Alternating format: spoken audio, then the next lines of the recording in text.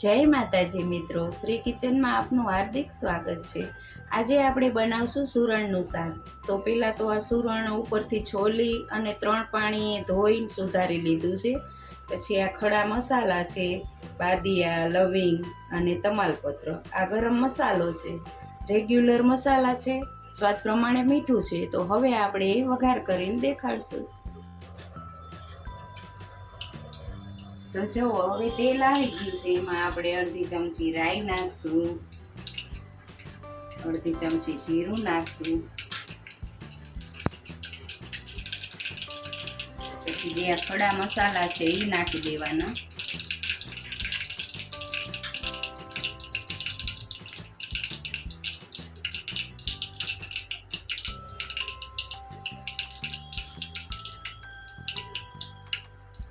હવે આપણું રાઈ જીરું ફૂટી ગયું છે એટલે આપણે પોણી ચમચી હિંગ નાખવાની છે।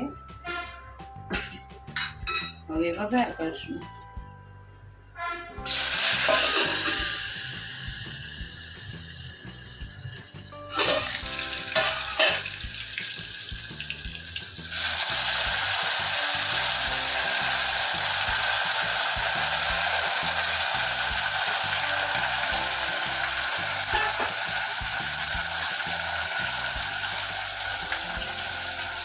એક ચમચી હળદર લેવાની, સ્વાદ પ્રમાણે મીઠું નાખવાનું। સુરણને સારી રીતે ધોઈ લેવાનું, કારણ કે કાંકરી આવશે, અંદર બહુ કાંકરી હોય।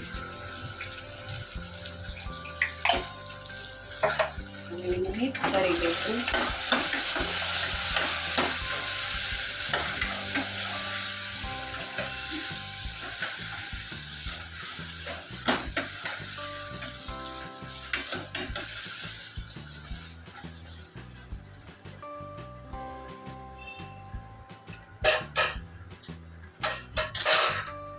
જો આવું આવે એટલે આને સાફ તો આપણે કરવું જ પડે।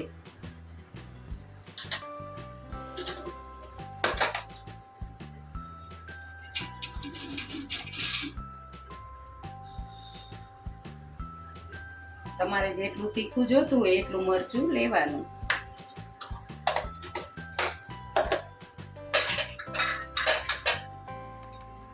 કોરું મરચું ન હાલે, આમાં લસણ વાળું જ મરચું જોશે। જો તમારે ફરાળ માટે જોતું હોય તો આને બાફી અને કોરું મરચું નાખવાનું।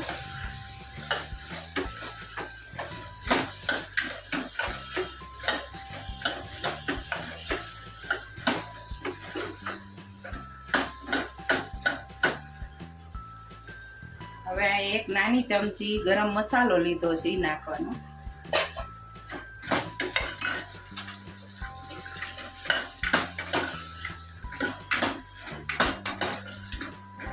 આ શાકમાં તેલ થોડુંક વધારે પ્રમાણમાં લેવાનું, કારણ કે સુરણ છે ને એ તેલ ચૂસી લે।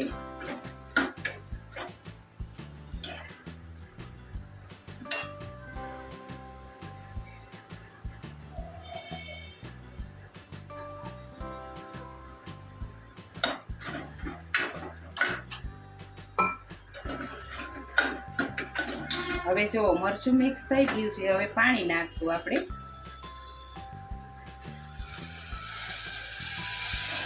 તમારે જેટલું જોતું હોય રસો એટલું પાણી નાખવાનું।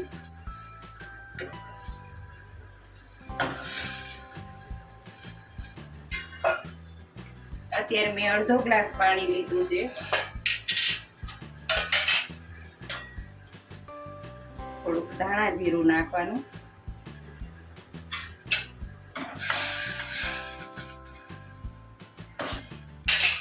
હવે આને 4 સીટી પાડવાની, 4 સીટી એ શાક બનીને તૈયાર થઈ જશે।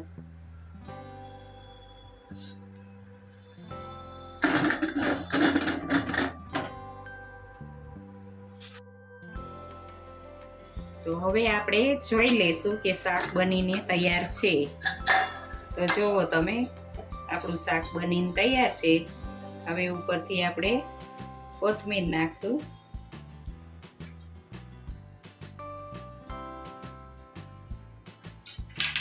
તો જો આ ચટપટું એવું સુરણનું શાક બનીને તૈયાર છે। જો તમને આ મારો વિડીયો ગમ્યો હોય તો લાઈક, શેર ને સબસ્ક્રાઈબ કરવાનું ભૂલતા નહીં।